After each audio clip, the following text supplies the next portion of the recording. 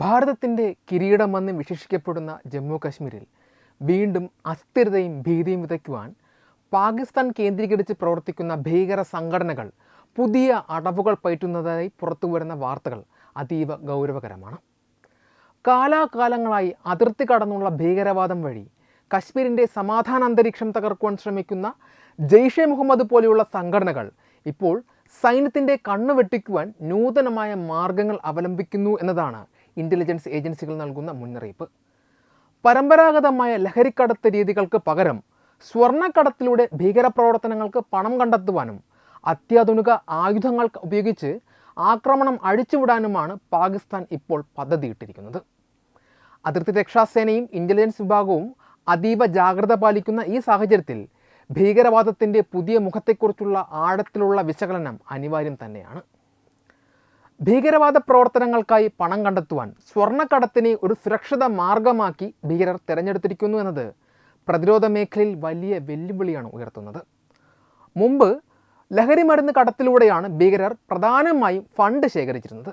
എന്നാൽ ലഹരിക്കടത്തിനെതിരെ ഇന്ത്യൻ സൈന്യം അതിർത്തിയിൽ കർശനമായ നിരീക്ഷണം ഏർപ്പെടുത്തിയതോടെ തിരിച്ചറിയാൻ പ്രയാസമുള്ളതും എളുപ്പത്തിൽ പണമാക്കി മാറ്റാൻ കഴിയുന്നതുമായ സ്വർണത്തിലേക്ക് അവർ ശ്രദ്ധ തിരിച്ചിരിക്കുന്നു. ഡ്രോണുകൾ ഉപയോഗിച്ച് അന്താരാഷ്ട്ര അതിർത്തി വഴി സ്വർണ്ണക്കട്ടികൾ ഇന്ത്യയിലേക്ക് എത്തിക്കാനാണ് ജെയ്ഷെ മുഹമ്മദിൻ്റെ നീക്കം. അതിർത്തിക്കപ്പുറത്ത് നിന്ന് ഇത്തരത്തിൽ എത്തുന്ന സ്വർണം ഇന്ത്യയിലെ ഒളിത്താവളങ്ങളിൽ പ്രവർത്തിക്കുന്ന ഓവർഗ്രൗണ്ട് വർക്കർമാർ വഴി വിറ്റഴിച്ച് ആ പണം ഭീകരപ്രവർത്തനങ്ങൾക്കായി ഉപയോഗിക്കുകയാണ് ഇവരുടെ ലക്ഷ്യം. പണം കണ്ടെത്തുന്നതിനോടൊപ്പം തന്നെ അതിമാരകമായ ആയുധങ്ങൾ ഇന്ത്യയിലേക്ക് എത്തിക്കുവാനും വിനാശകരമായ ആക്രമണങ്ങൾ നടത്തുവാനും ഭീകരർ പദ്ധതിയിടുന്നുണ്ട്. സാധാരണയായി ഉപയോഗിക്കുന്ന ഗ്രനേഡുകൾക്കും തോക്കുകൾക്കും പുറമെ ഇത്തവണ ആൻറ്റി പേഴ്സണൽ മൈനുകൾ കടത്താനാണ് ഭീകര സംഘം ലക്ഷ്യമിടുന്നത്. സൈനികരുടെ നീക്കങ്ങളെ തടസ്സപ്പെടുത്തുന്നതിനും അവർക്ക് വലിയ നാശനഷ്ടങ്ങൾ വരുത്തുന്നതിനും ഇത്തരം മൈനുകൾ ഉപയോഗിക്കാം. ദോഡ, കിഷ്ത്വാർ, രാംബൻ എന്നീ തന്ത്രപ്രധാന മേഖലകളിലേക്ക് നുഴഞ്ഞുകയറി അവിടെ വലിയ തോതിലുള്ള ആക്രമണങ്ങൾ അഴിച്ചുവിടാനാണ് ഇവർ തയ്യാറെടുക്കുന്നത്. സാംബ സെക്ടറിന് പുറമെ അർണിയ, നൌഷേര, പൂഞ്ച്, കുപ്വാര തുടങ്ങിയ മേഖലകൾ വഴി നുഴഞ്ഞുകയറ്റ ശ്രമങ്ങൾ ഉണ്ടാകാൻ സാധ്യതയുണ്ടെന്ന് ഇൻ്റലിജൻസ് റിപ്പോർട്ടുകൾ വ്യക്തമാക്കുന്നു. സ്വർണത്തിനായി ഭീകരർ സ്വീകരിക്കുവാൻ സാധ്യതയുള്ള ഏറ്റവും ഭയാനകവുമായ മറ്റൊന്നാണ് പെൺകുട്ടികളെ പ്രണയക്കണിയിൽ വീഴ്ത്തി അവരുടെ സമ്പത്തും ആഭരണങ്ങളും കവർന്നെടുത്ത് ഭീകരപ്രവർത്തനങ്ങൾക്കായി വിനിയോഗിക്കുക എന്നത്. കുടുംബങ്ങളിൽ നിന്നും സമൂഹത്തിൽ നിന്നും പെൺകുട്ടികളെ ഒറ്റപ്പെടുത്തി അവരെ വൈകാരികമായി തളർത്തി തങ്ങളുടെ ലക്ഷ്യങ്ങൾക്കായി ഉപയോഗിക്കുന്ന ഈ രീതി വലിയൊരു സാമൂഹിക വിപത്തായി മാറിയിരിക്കുകയാണ്. പ്രണയത്തെ ഒരു ആയുധമായി ഉപയോഗിച്ച് പെൺകുട്ടികളെ സ്വാധീനിക്കുന്ന ഭീകരർ ആദ്യഘട്ടത്തിൽ അവരുടെ വിശ്വാസം നേടിയെടുക്കുവാനാണ് ശ്രമിക്കുന്നത്. ഈ വിശ്വാസത്തെ മുതലെടുത്തുകൊണ്ട് കുടുംബങ്ങളിൽ നിന്ന് സ്വർണ്ണാഭരണങ്ങളും പണവും മോഷ്ടിക്കാൻ അവരെ പ്രേരിപ്പിക്കുന്നു.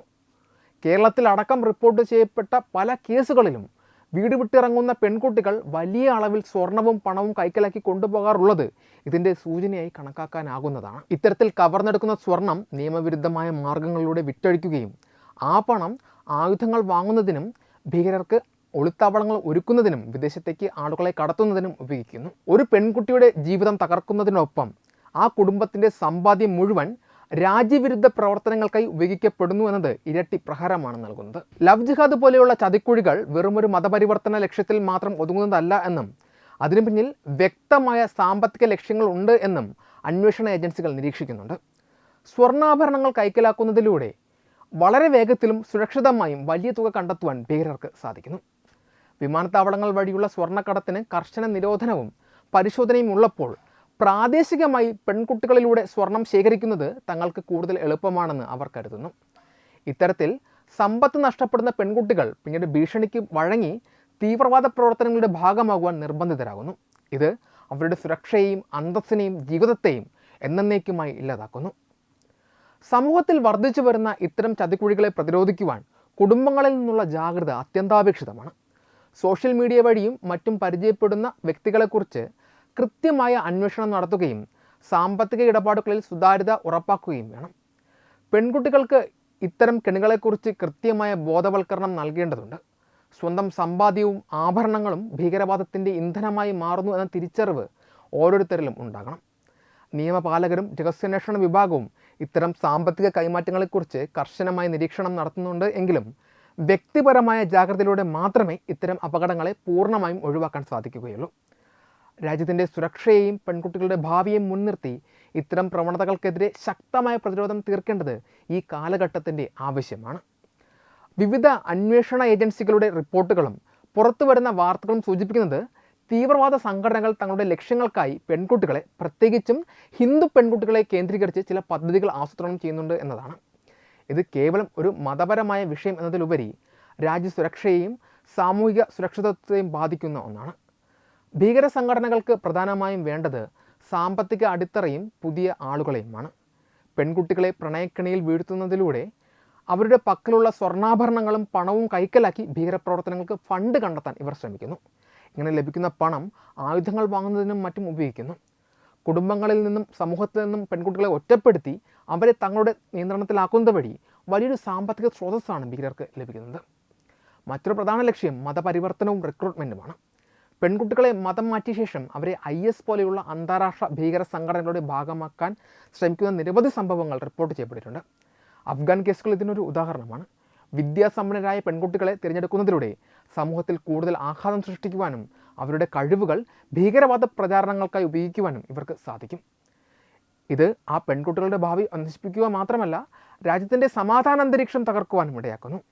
സോഷ്യൽ മീഡിയ വഴിയും വിദ്യാഭ്യാസ സ്ഥാപനങ്ങൾ കേന്ദ്രീകരിച്ചും ഇത്തരം ഗ്രൂപ്പുകൾ സജീവമായി പ്രവർത്തിക്കുന്നുണ്ട്. ഹിന്ദു പെൺകുട്ടികളെ ലക്ഷ്യം വെച്ചുകൊണ്ട് വളരെ ആസൂത്രിതമായ രീതിയിലാണ് ഇവർ വലവിരിക്കുന്നത്. പ്രലോഭനങ്ങളിലും വൈകാരികമായ സമ്മർദ്ദങ്ങളിലും അകപ്പെടുന്ന പെൺകുട്ടികൾ പലപ്പോഴും ഇതിനു പിന്നിലെ യഥാർത്ഥ ലക്ഷ്യം തിരിച്ചറിയുന്നില്ല. കുടുംബ ബന്ധങ്ങളിൽ വിള്ളലുണ്ടാക്കാനും സമൂഹത്തിൽ ഭിന്നത വളർത്തുവാനും ഇത്തരം പ്രവർത്തനങ്ങൾ ഇന്ധനമാകുന്നു.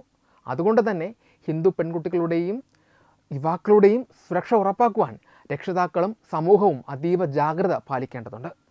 ആധുനിക കാലത്തെ ഇത്തരം ചതിക്കുഴികളെക്കുറിച്ച് കൃത്യമായ ബോധവൽക്കരണം നൽകേണ്ടത് അനിവാര്യമാണ്. അപരിചിതരായ വ്യക്തികളുമായുള്ള ബന്ധങ്ങളിലും സാമ്പത്തിക ഇടപാടുകളിലും പുലർത്തുന്ന ജാഗ്രതയിലൂടെ മാത്രമേ നമ്മുടെ പെൺകുട്ടികളെ ഇത്തരം ഭീകര ലക്ഷ്യങ്ങളിൽ നിന്ന് സംരക്ഷിക്കുവാൻ സാധിക്കുകയുള്ളൂ. രാജ്യത്തിൻ്റെ സുരക്ഷ എന്നത് ഓരോ കുടുംബത്തിൻ്റെയും സുരക്ഷയിൽ നിന്നാണ് ആരംഭിക്കുന്നത് പോലും. ഭീകരവാദ സംഘടനകളുടെ ഇത്തരം ഗൂഢമായ നീക്കങ്ങളെയും സാമ്പത്തിക സ്രോതസ്സുകളെയും പ്രതിരോധിക്കുന്നതിനായി രാജ്യത്തെ സുരക്ഷാ ഏജൻസികൾ അതീവ ജാഗ്രതയോടെയുള്ള നടപടികളാണ് സ്വീകരിച്ചു വരുന്നത്. ഇതിൽ ഏറ്റവും പ്രധാനപ്പെട്ടത് ഭീകരപ്രവർത്തനങ്ങൾക്കായി ഉപയോഗിക്കുന്ന പണത്തിൻ്റെ ഉറവിടം തകർക്കുക എന്നതാണ്. Enforcement directorate, directorate of revenue intelligence തുടങ്ങിയ ഏജൻസികൾ സ്വർണ്ണക്കടത്ത്, ഹവാല ഇടപാടുകൾ എന്നിവയിൽ കർശനമായ നിരീക്ഷണം നടത്തുന്നു. വിദേശത്തു നിന്നും സ്വദേശത്തു നിന്നും എത്തുന്ന അനധികൃത പണം എവിടേക്കൊക്കെ വിനിയോഗിക്കപ്പെടുന്നു എന്നത് കൃത്യമായി നിരീക്ഷിക്കുന്നതിലൂടെ ഭീകരവാദ ഫണ്ടിങ്ങിൻ്റെ ശൃംഖലകൾ തകർക്കുവാൻ ഇവർക്ക് സാധിക്കുന്നു. സ്വർണ്ണക്കടത്ത് കേവലം ഒരു സാമ്പത്തിക കുറ്റകൃത്യമായി കാണാതെ അതിനെ രാജ്യവിരുദ്ധ പ്രവർത്തനങ്ങളുടെ ഇന്ധനമായി കണ്ട് ശക്തമായ നിയമ നടപടികളാണ് സ്വീകരിക്കുന്നത്. സോഷ്യൽ മീഡിയയും മറ്റ് ഡിജിറ്റൽ ഇടങ്ങളും കേന്ദ്രീകരിച്ച് പെൺകുട്ടികളെ പ്രലോഭിപ്പിക്കുവാനും റിക്രൂട്ട്മെൻറ്റ് നടത്താനുമുള്ള ശ്രമങ്ങളെ തടയുവാൻ സൈബർ സെല്ലുകൾ വിപുലമായ സംവിധാനങ്ങൾ ഒരുക്കിയിട്ടുണ്ട്. തീവ്രവാദ ആശയങ്ങൾ പ്രചരിപ്പിക്കുന്ന അക്കൗണ്ടുകൾ നിരീക്ഷിക്കുകയും സംശയാസ്പദമായ ഗ്രൂപ്പുകളെ കണ്ടെത്തുകയും ചെയ്യുന്നത് വഴി വലിയ ചതിക്കുഴികൾ ഒഴിവാക്കുവാൻ സാധിക്കും.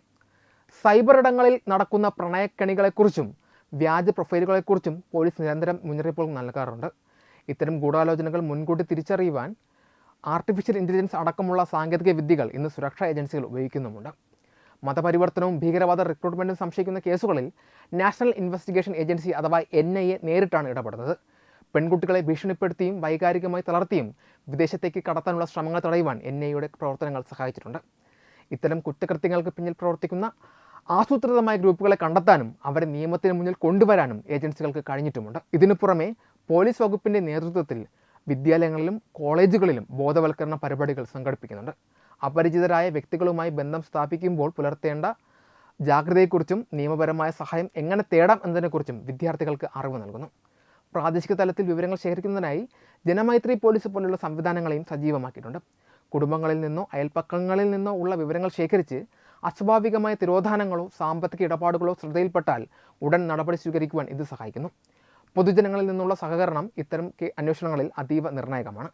വിവിധ സുരക്ഷാ ഏജൻസികൾ തമ്മിലുള്ള വിവരങ്ങൾ പങ്കുവയ്ക്കുന്നതിലൂടെ അതിർത്തി കടന്നുള്ള ഭീകരവാദ നീക്കങ്ങളെയും അവയുടെ സാമ്പത്തിക സ്രോതസ്സുകളെയും ഫലപ്രദമായി പ്രതിരോധിക്കുവാൻ ഭാരത സർക്കാർ ശ്രമിക്കുന്നു. ജനങ്ങളുടെ ജാഗ്രതയും സുരക്ഷാ ഏജൻസികളുടെ കർശനമായ നിരീക്ഷണവും ചേരുമ്പോൾ മാത്രമേ ഇത്തരം സാമൂഹിക വിപത്തുകളെ പൂർണ്ണമായും ഉന്മൂലനം ചെയ്യുവാൻ സാധിക്കുകയുള്ളൂ.